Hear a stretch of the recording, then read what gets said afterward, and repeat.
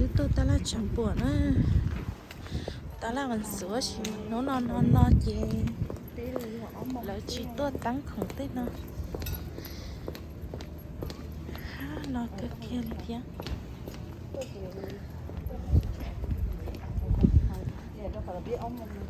nó chị ta là cái chị ta này hồi giờ tiền chị nào mà tôi mà không đi không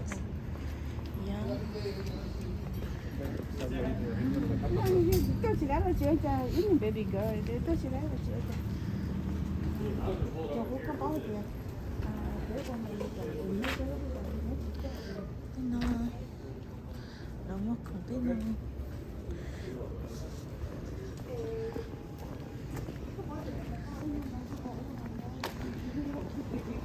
nó tôi giờ không với khách không đấy cái gì mà chơi rồi tôi thì nhá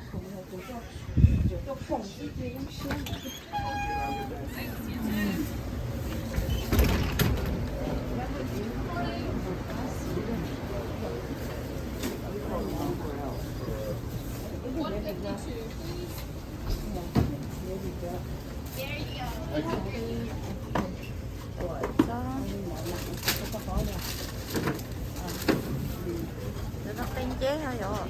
Hả? May I help you?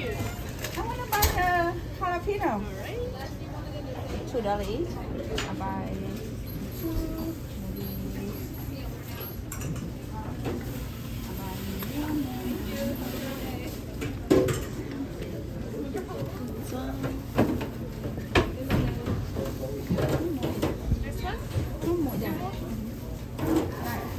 Oh, another one more. Six. Cấm rồi. Đó chắc cấm nha, thật ra.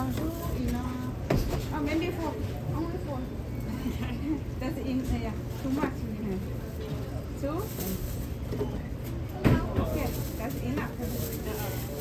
Yeah. Anything else? I think that's it. It's $8, please.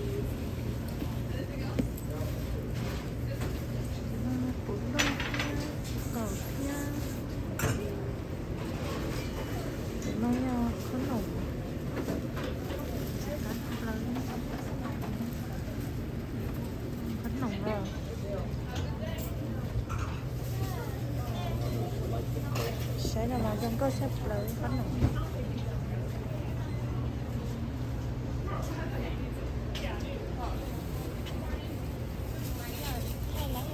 I like it.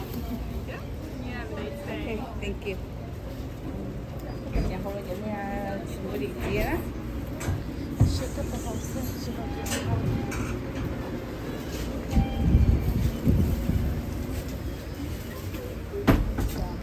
cá sấu hay là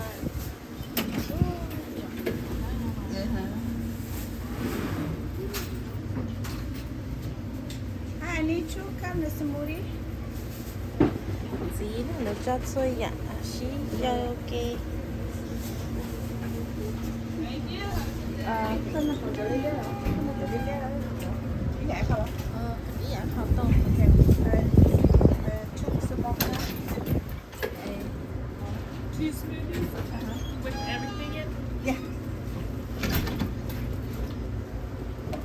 chẳng kia So we only have one stop. Oh, okay.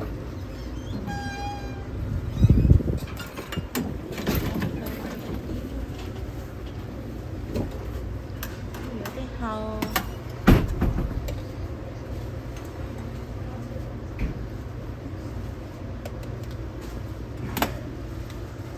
nó là giờ chỉ có hầu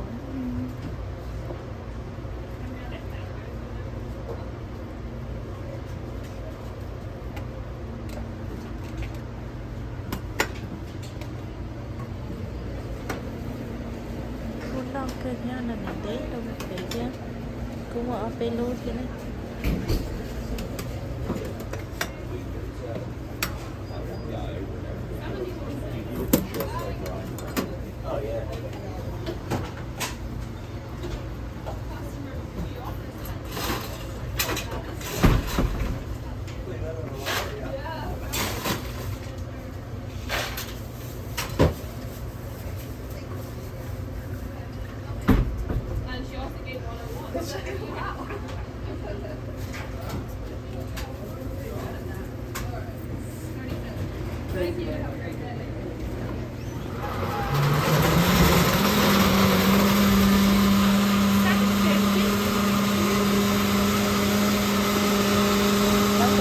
mà nó còn cũng lâu thôi nè.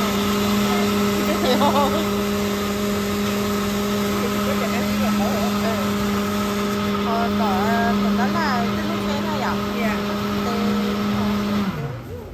Mà nó cho cũng chỉ sao đi ăn, cái chỉ cho cũng sao đi cho mong cái thằng. Ủa, chính vậy. Chị, cũng mà sai rồi mà chị yêu.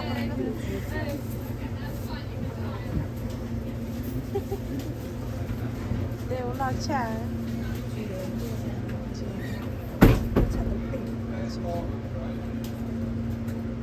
Nó cái biết chút hơi sợ hả? Cái này có mỏ rồi, cũng phải có. Cho cái tướng mà cũng chiêu. Nữa nó lại tắt không ta rồi. Rồi chọc một rồi rồi, cô tới cho bạn đâu nó có trên cũng cô ra.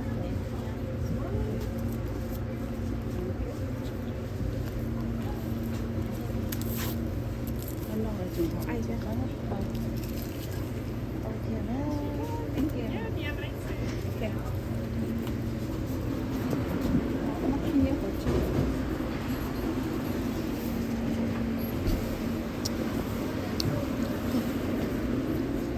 Mua sát tổng không có đồng ý.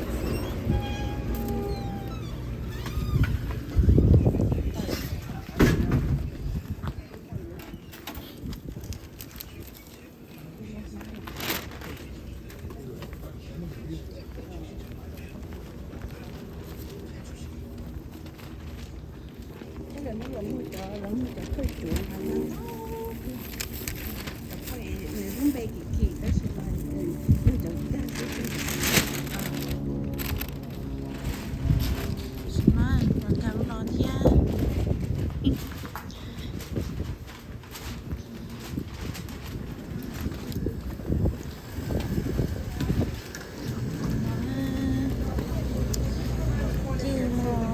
Chị nó cho chua mà chua. Cảm ơn thầy, cảm ơn trò về thầy giáo thì chỉ có cảm ơn.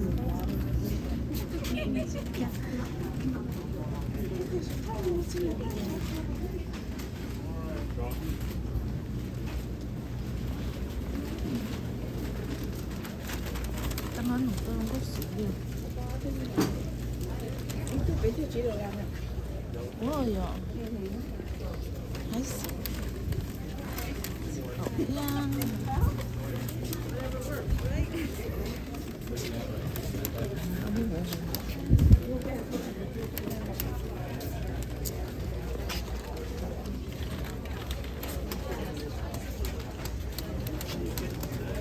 Lá nó mòn, nó cháy.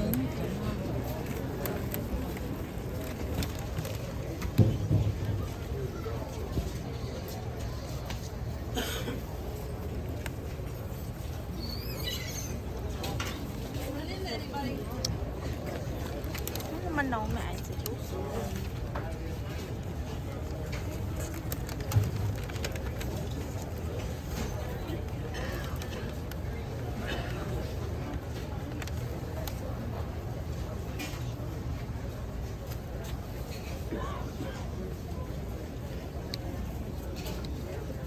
Nhân chế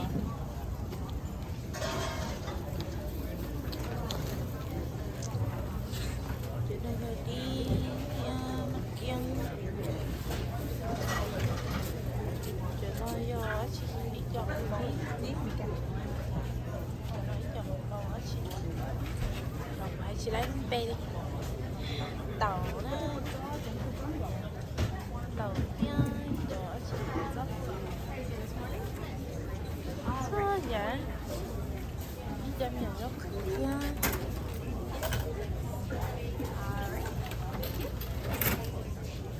mèo rất khử tôi chỉ lo bộ lúc gì nữa chứ vào được sao tới đi lo có phải cái tô có cái chậu á. Cái tô có cái chậu quá chị một phần nó phải là tôi đi cho nhé cái phải cho có rồi cái gì có vậy.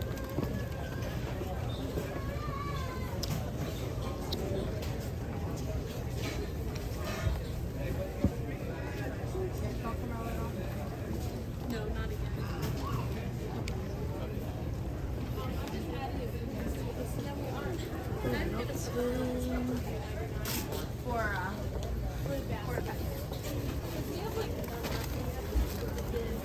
Really?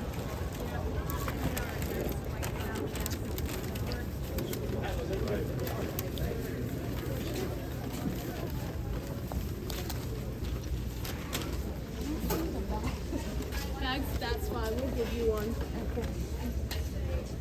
All right.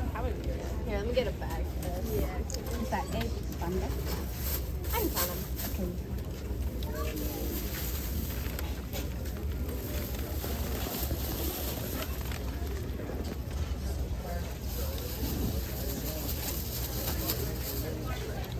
Yeah, perfect.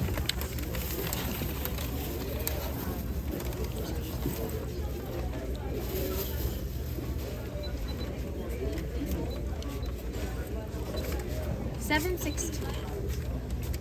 20.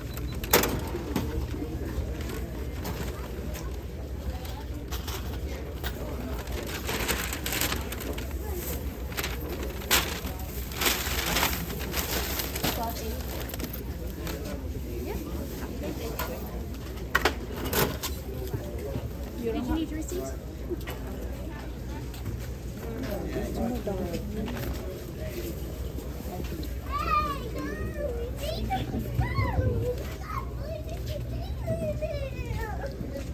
để cho chị còn mấy trong cái xuống sao thì nó nhon cái nhon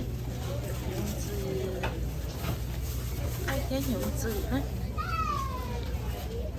cái rất lớn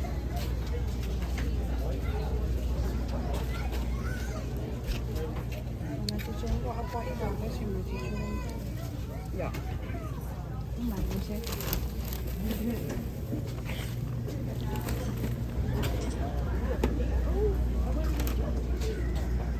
bay một pion à thấy cho cái chơi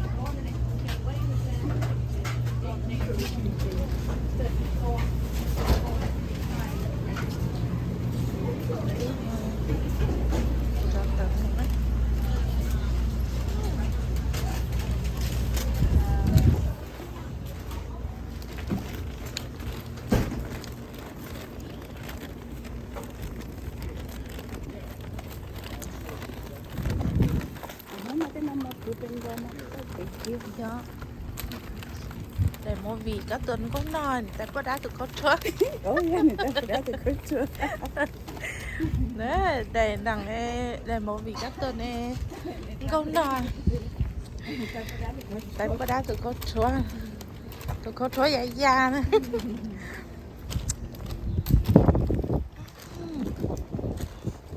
Tà áo tà ghế. tay ốc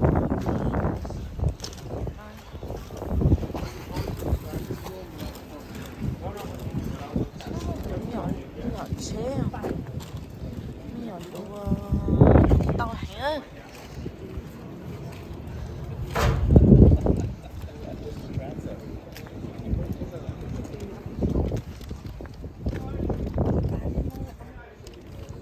giống có cơ chứ mà kỹ cơ nhé nó cho đồ lạ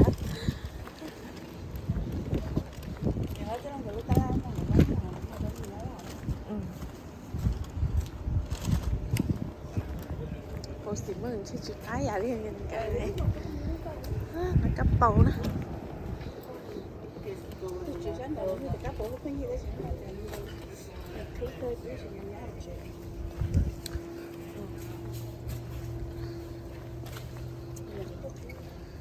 dạ cắp bầu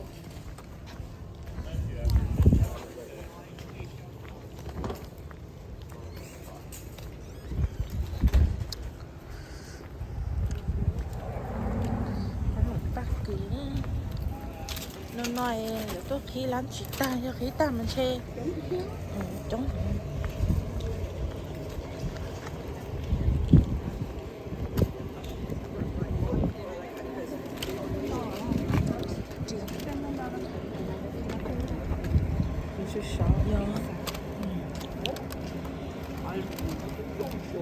một chiều vấn đề con hải thịa thế rồi là tao là sao chỉ để ít sáng thì chỉ cá sẽ ít sáng thì ăn đến tê đó Dạ. thế thời ít sáng thì tao nó có thể bị lao luôn là có chuyện nhé Đâu như là còn là gà chè. dạ giờ chỉ tôi sợ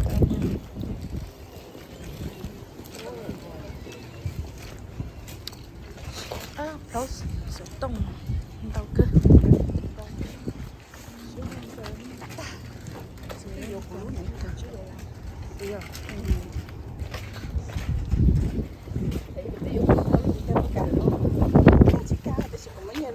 Muốn nào cũng tàu vào máy yêu cỏ đồ làm tận.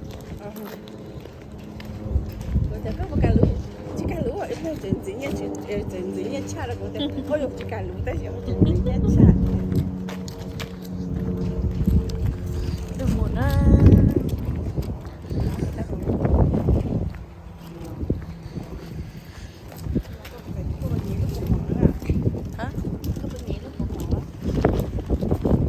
Cái nào? Phụ tử muốn mua à.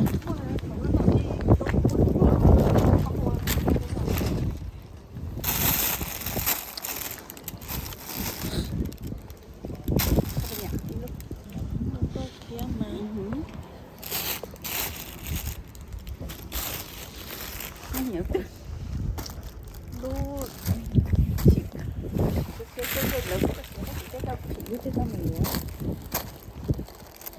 Chỉ có nhỏ thiếu tê đấy à. sao có lúc không thấy muốn tông chơi sao có lúc không chứ Đó, cũng mỏng.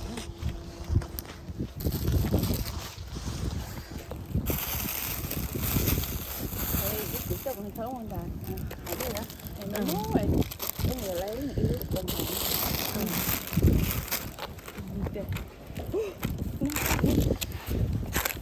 xin đây vậy lên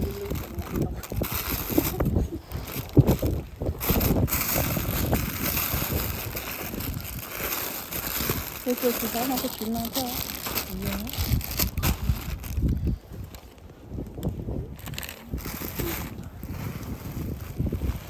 Sợ cơ à. chỉ rất là những đông cái chuyện phải là mình chỉ không nào